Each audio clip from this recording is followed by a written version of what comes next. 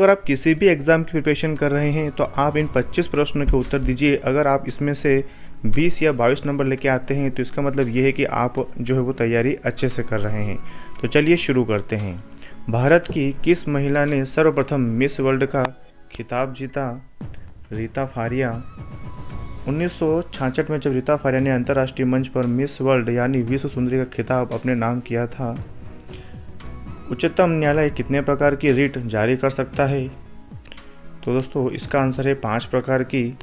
पांचों के हम नाम जान लेते हैं। पहला है बंदी प्रत्यक्षीकरण, परमादेश, उत्प्रेषण, निषेधाज्ञा और अधिकार परीक्षा। अब इन पांचों के बारे में अगर आप डिटेल से पढ़ना चाहते हैं दोस्तों तो आप कमेंट बॉक्स में बता दीजिएगा।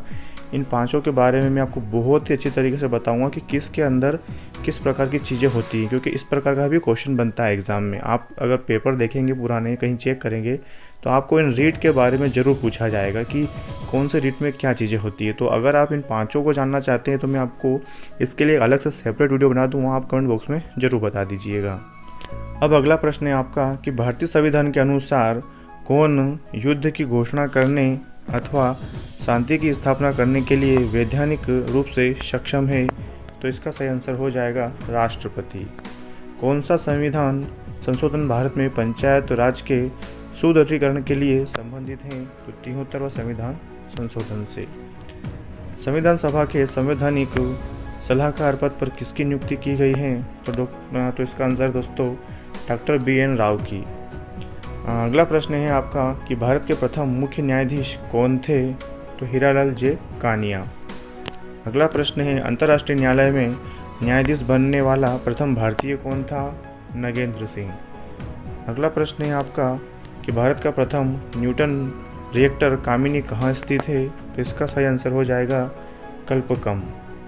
समाचारों में बहुचर्चित वाडा कोड किससे संबंधित है? तो इसका आंसर हो जाएगा खेलों से। भारत में किस वर्ष हुए ओलंपिक खेल में हॉकी का पहला स्वर्ण पदक जीता था? इसका आंसर हो जाएगा वर्ष 1928। भारतीय अंतरिक्ष अनुसंधान संगठन का मुख्यालय कहाँ है? तो इसका आंसर हो जाएगा बेंगलुरु। भारतीय वायुसेना कितनी कमानों में संगठित की गई है? तो इसका आंसर हो जाएगा 7। अब सातों के नाम हम जान लेते हैं।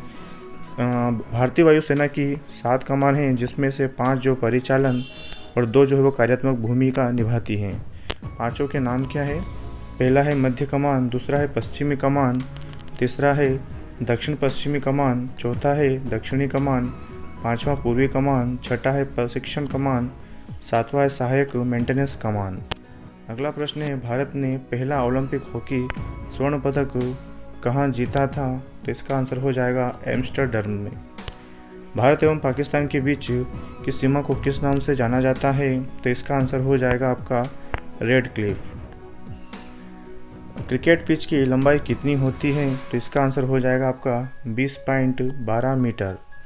भारत में खोजा गया सबसे पहला पुराना शहर कौन सा था? तो इसका आंसर हो जाएगा हड़प्पा। स्वराज मेरा जन्मसिद्ध अधिकार है किसने कहा था? तो इसका आंसर हो जाएगा बाल गंगाधर तिलक।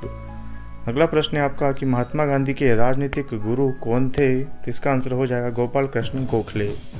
अगला प्रश्न है दिल्ली पर राज करने वाली प्रथम महिला शासकिया कौन थी? तो इसका आंसर हो जाएगा रजिया सुल्तान। अगला प्रश्न है कि वर्तमान में कितने राजनीतिक दल भारतीय निर्वाचन आयोग द्वारा मान्यता प्राप्त राष्ट्रीय हैं?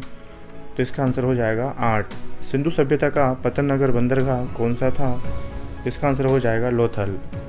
भारतीय राष्ट्रीय कांग्रेस के संस्थापक कौन थे? तो इसका आंसर हो जाएगा A.O. ह्यूम। अगला प्रश्न है महात्मा बुद्ध द्वारा दिए गए प्रथम उपदेश को कहा जाता है? तो इसका आंसर हो जाएगा धर्मचक्र प्रवर्तन। अगला प्रश्न है कि संविधान के किस भाग में मौलिक अधिकारों का वर्णन है? तो इसका आंसर हो जाएगा दोस्तों भाग 3 में। दोस्तों ये थे आपके प्रश्न। अब आपका यहाँ पर स्कोर कितना बना आप कमेंट बॉक्स में ज़रूर बताइएगा। देखते हैं आपकी जो प्रिपरेशन है वो किस लेवल की है। और अगर आप डेली इसी तरह की प्रैक्टिस करना चाहते हैं तो हमारे चैनल पर रोज़ आपको इस तरह की वीडियो मिलेगी। उस वीडियो की हेल्प से आप अपना जो है वो लेवल चेक कर लीजिएगा, ताकि आपकी जो ज़्यादा से ज़्यादा प्रैक्टिस हो जाए और जब आप एग्ज़ाम में बैठे तो वहाँ पर आपका जो है वो स्कोर काफ़ी अच्छा रहे। और दोस्तों ये जो प्रश्न है ये बहुत सारे एग्ज़ाम्स में पूछे गए हैं और पूछे जाएंगे, क्योंकि इन प्रश्नों का बहुत ही महत्व है। तो मिलते हैं दोस्तों अगले वीडियो में एक नए टॉपिक के साथ। तब तक के लिए धन्यवाद। और अगर आप इसी तरह की वीडियोस देखना चाहते हैं तो चैनल को सब्सक्राइब कर लीजिए और नोटिफिकेशन बेल को ऑन कर लीजिए ताकि आने वाले वीडियो नोटिफिकेशन आपको मिलती रहे। तो मिलते हैं दोस्तों नेक्स्ट वीडियो में।